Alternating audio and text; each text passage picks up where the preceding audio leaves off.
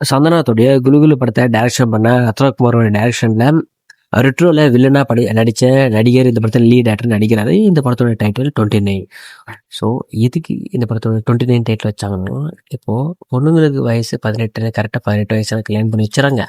ஆனால் பசங்களுக்கு வயசு இந்த கல்யாண வயசுன்னு யாருக்குமே தெரியும். ஏன்னா நிறைய பேர் கல்யாணம் ஆகாம சுற்றிக்கிட்டு இருக்காங்க. ஸோ 29க்கும் 30க்கு என்ன டிஃப்ரெண்ட்னா, 29னா பிரச்சனை இல்லை, 30 வயசுனா ஓவர் ஏஜ், மேரேஜ் ஆகாது, அந்த மாதிரி இருக்கிற பசங்களுடைய லைஃப்பை அழகாக எடுத்திருக்காரு ரத்னகுமார். ஸோ இந்த வயசு இருக்கிற பசங்களுக்கு தான் இந்த ஸ்டோரி ஆடுறது கரெக்டாக கனெக்ட் ஆகும்.